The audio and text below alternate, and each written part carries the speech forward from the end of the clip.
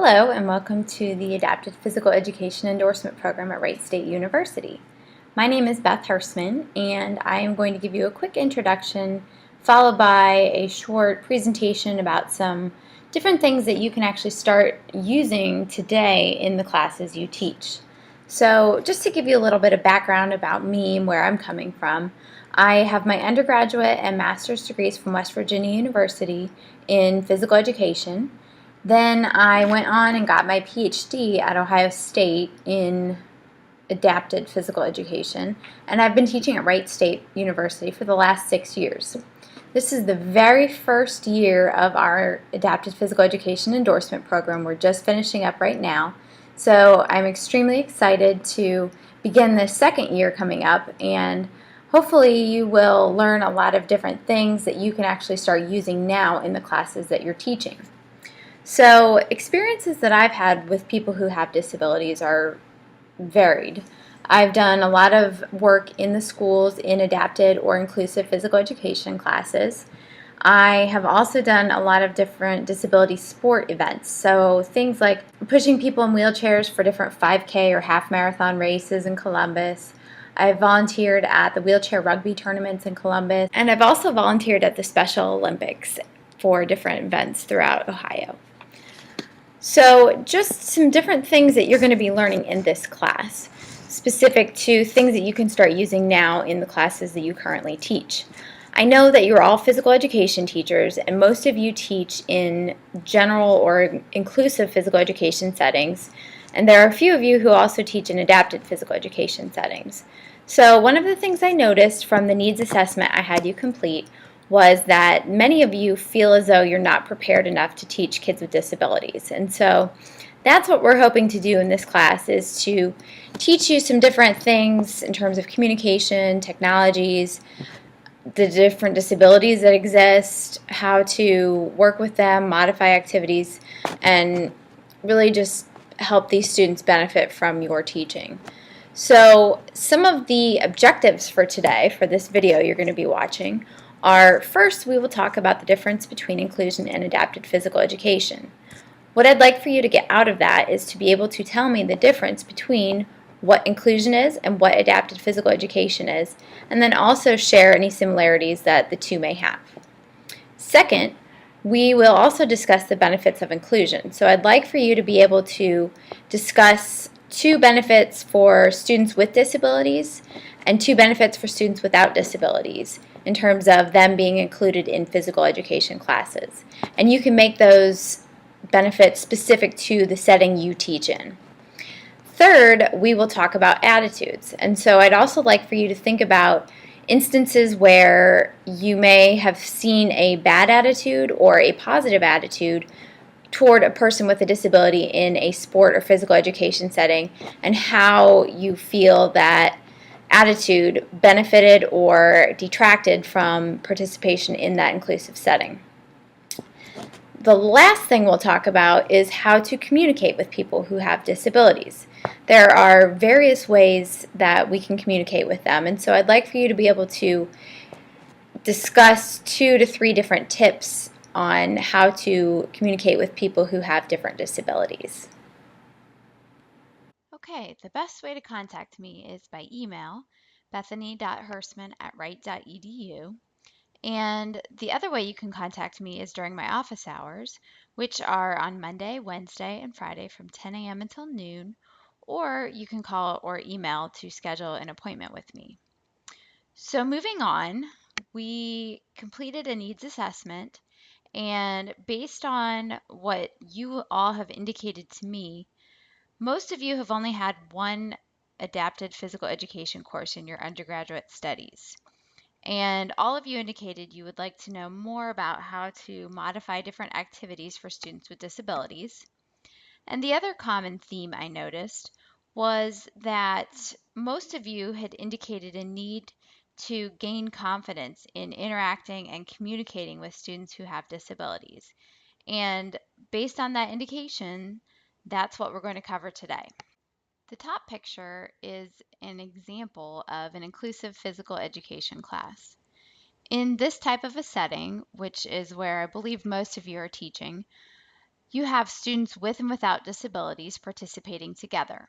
So you can see in the picture, there are 4 students playing basketball, and 2 of them are in wheelchairs and 2 are not. This is inclusion, where everybody participates together and they have the opportunity to interact with and play with one another in different sports and activities. The bottom picture is one that is an adapted physical education class, where you can see there every child has a disability and is in a wheelchair. And this is something that not many teachers have the opportunity to experience because most school systems only have one adapted physical education teacher for the whole entire school district. A lot of times, the adapted physical education teacher travels from school to school, so it's not uncommon for this teacher to write somewhere up to 90 IEPs in a year, which is a lot for an adapted physical education teacher. The reason why adapted physical education might be more appropriate versus an inclusive setting would be if a student's needs are not being met in an inclusive or a general physical education class.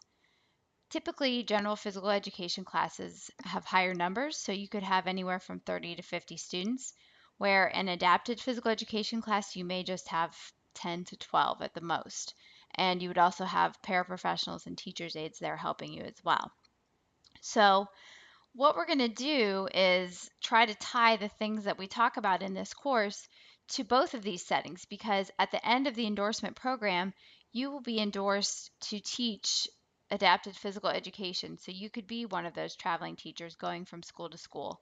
Or you may just have more experience and more knowledge to teach the kids in your inclusive physical education classes. When done right, inclusion is not always going to be a very easy thing for you to do as a teacher. It is a process, and there are some things that you want to keep in mind during this process. And the first is that it's a process of changing attitudes and preconceived beliefs. A lot of times people think that because somebody has a disability, they're not able to do the same things that everybody else can do. And I'll give you a specific example to something I've done, and hopefully you can also think about some examples where you might have seen somebody with a disability go against the odds. About a year ago, I taught an outdoor soccer class. And mind you, this is a class where we actually have to go outside on the grass. In our case, we have turf. But nonetheless, I, on day one, walked into the class and noticed that I had a guy who was in a power wheelchair who had signed up for my class. At the end of the first day of class, he came up to me and said, "I'm not sure if I should be in this class. I don't think I'll be able to do it." And I told him, "You know what? We'll make it work." And we did. I changed the rules a little bit. I said everybody has to touch the ball and he can use his head, his hands, his wheelchair, any of that counts. So his teammates would pass to him. We had small 5-on-5 soccer. We didn't play 11 on 11 because he would never touch the ball. So it can work. You just have to get everybody involved and get everybody to buy into the importance of including everybody. The second thing to remember is that we need to design and develop equitable opportunities for all students, regardless of their ability level. In physical education, it is pretty much a continuum of abilities. You might have lower skilled students, high skilled students, athletic students, non athletic students, kids with disabilities, kids without. You could have all of that in one classroom setting. And just because we are going to play soccer today does not necessarily mean that everybody's going to like it, nor will everybody be successful at it. So you need to be ready to modify and change the activities, the rules, just like I did, in order to give everybody a similar experience. The third thing to remember, it's a process of continual change. You're always going to have to adapt. Things will never go the way that you plan them to go. So have a plan B, have a plan C, and have a plan D just in case. Finally, inclusion also requires working together. And that means having your students work together, have them be a friend or be a partner to the student with a disability. It also means you collaborating with the special education teacher, maybe the paraprofessionals who come into the class with the students, anyone like that. Collaboration is key. Work together, and that process will be successful. Inclusion can have a lot of positives. First of all, it enhances the quality of life. So in this picture, you're seeing the boy in the middle has a disability and the other two do not. So the boy in the middle is having the opportunity to participate with peers his age and learn to interact appropriately with them. Secondly, by having more opportunities to participate, this is helping to enhance this child's health. So a lot of secondary conditions that may occur as a result of him having dwarfism, in this case, could be things like being overweight, having joint pain, things like that. So by being active, he's helping to reduce those issues that he may experience later on. Third, it helps to build a positive self-image. By interacting with peers who don't have disabilities, this child can feel more included and more like he's a part of the class or a part of the team. Fourth, students have a lot of choices. So it does help them learn how to make appropriate decisions, especially in sports. They're having the opportunity to play a sport. And if you think about playing volleyball, for example, when the ball comes over the net, there are a lot of different things that you can do, from stand there and watch it hit the ground, to move to the ball and try to hit it, to hit it right back over the net. So there are a lot of different options there. And by teaching them how to react appropriately based on a situation, this can also be a benefit of inclusion. Next, there are a lot of benefits also for the students without disabilities. So in this picture, you can see the boy on the right looks like he's talking to or maybe encouraging the boy in the middle. And that's nice to see because it does help them learn to appreciate what people are able to do, and if nothing else, to appreciate what they're able to do as well. Lastly, inclusion does help foster acceptance and an understanding of diversity. So there are a lot of different components to diversity, such as skin color, religion, sexual orientation, gender, but disability is also one. And so just by having the opportunity to interact with somebody with a disability, it does help the students without disabilities to appreciate and accept everybody, regardless of ability level. The way you say things can make or break an inclusive experience for a student with a disability. There are several things that you want to keep in mind. First of all, refer to the person rather than the fact that he or she has a disability. In most cases, you don't even need to say that they have a disability. It's not relevant to the situation. In most cases, you can avoid talking about the disability altogether. You only really need to mention the individual's disability if it's required in the situation, like talking about their IEP and how the disability affects their performance in physical education, for example. You want to avoid using terminology that have strong negative connotations, like the word retard, for example. That's a word that is not politically correct. It's not appropriate terminology for the disability.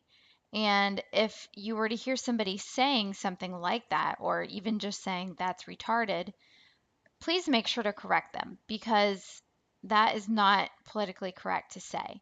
What is appropriate would be to say this person has an intellectual disability. That's what's correct terminology. The next thing is to make sure that you're using person first, disability second language. And I'll give an example of that and then I'll tell you what it is. An example of person first, disability second language is child with autism or boy with autism. So you can see how I put the person and then the disability. Okay, so think about that. Could you give me a non-example then? Something like cerebral palsy child. We don't even need to say the fact that they have that disability. And that puts a lot of focus on that disability more than it does on the person. And you want the focus to be on the person. from now on, when you hear people talking about people with disabilities, try to correct them. It's something that I do on a daily basis because it's very important to me. Attitudes are everything. I heard somebody say once, a bad attitude is like a flat tire. If you don't change it, you will never go anywhere. And that is so true because having a less than positive attitude toward a student with a disability can often create a barrier for participation in physical activity for these individuals. The feeling that students with disabilities are lesser people who should be ignored, pitied, or feared is something that's still very common in our society. And that's very unfortunate, but it is a common truth. When an attitude or a manner of thinking limits the potential of students with disabilities, it does become a barrier. And again, those barriers can be everything for a student with a disability. If they see people making fun of them or not wanting to play with them or include them, it will make them not want to participate and they won't like physical education. And again, think back to the benefits that we talked about. Being physically active is extremely important for individuals with disabilities. And lastly, you want to make sure that you emphasize what a person can do rather than his or her limitations. And so, what you see in this picture here is a team that I run with. That's me on the left. And the boy in the wheelchair he's in a wheelchair 100% of the time, but God love him, this guy has the best attitude ever. He loves the races and he keeps telling us to go faster and faster. And it's so funny because we just die at the end of the race because we kill ourselves to really just give him the best experience that he can have. This guy has not missed an event for Team Heart and Soul since the inception of Team Heart and Soul, which is amazing. And again, his attitude just makes the experience for all of us. I mean, you can see how happy we are, how happy he is. It's just awesome. There are several things you want to keep in mind when you talk to somebody who has a disability. Things like speaking directly to the person. For example, if they're deaf and have an interpreter, you want to make sure that you're looking at the person who is deaf rather than looking at the interpreter when you talk. You also want to make sure that you would greet a person who has a disability just as you would for anybody else. So that could be a handshake, a high five, making eye contact, anything like that. Third, always identify yourself when you speak to a person who has a visual impairment, especially if you're just coming into a room or coming into their presence and they don't know you're there. If they can't see you, that can be very scary, especially for kids. So you want to make sure you introduce yourself, say who's talking to them. Next, you always want to make sure that you treat the person age appropriately. If they're 15 years old, treat them as though they're 15. If they're 8, treat them as though they're 8. Make sure that even though their mental age might be less than their chronological age, that you treat them just like you're treating their peers who are the same age as them. Next, don't assume that a person with a disability needs assistance. You can offer assistance, but make sure that you wait for them to accept it. Don't just randomly come up and start pushing their wheelchair without being told it's okay. A wheelchair is actually considered part of a person's body, so you don't want to lean on it or use it like a footrest. A few other things to keep in mind when you work with people who have disabilities are to be patient when you speak to somebody who has a difficulty speaking.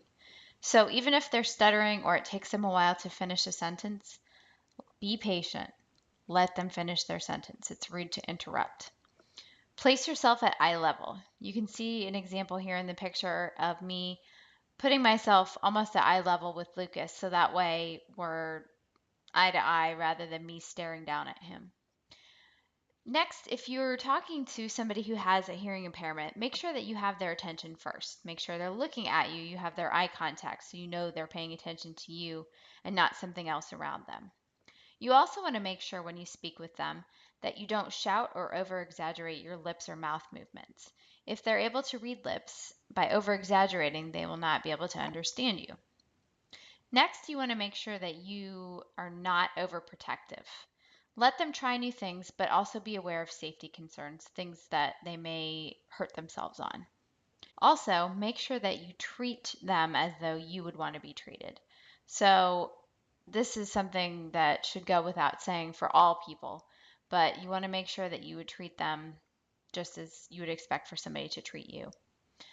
And lastly, don't assume that somebody with a disability cannot participate. Everybody is able to do something. You just need to find what level is appropriate for them. I hope the information I shared with you today will be things that you can start implementing now in your classes. The whole point of this program is for you to get out of it what you put into it. So, as motivated as you are, I know you're all here because you want to learn how to effectively teach students with disabilities. I hope that I can give you some important information, ideas, modifications, things that you can start using now in your classes. Taking this class is going to help you achieve your Ohio Adapted Physical Education Teacher endorsement. And so I really hope that you find this program useful, that it is something you get a lot out of, and that you'll be able to essentially take into the settings where you teach. The other thing is that by having this endorsement, this is actually making you a little bit more marketable than the next person who doesn't have the endorsement. You'll be able to teach inclusive physical education in a general setting. You'll also be able to teach adapted physical education in a disability-specific setting. So you have a lot more marketability, and hopefully that will bring you more job security. So as a quick assessment, just to recap everything that we've covered in the video today, I'd like for you to send me an email with your answers to these following questions. First, I'd like for you to summarize for me the difference between inclusive and adapted physical education. Tell me the setting that you currently teach in and give me the similarities and differences between the two. Second, I would like for you to summarize the important points of interacting with individuals who have disabilities. So that could be tips for communication. Give me 2 to 3 different tips. Third, I'd like for you to tell me 2 benefits for people with disabilities and 2 benefits for people without disabilities in terms of educating students with disabilities in an inclusive setting. So 2 benefits for people with and without disabilities in an inclusive situation.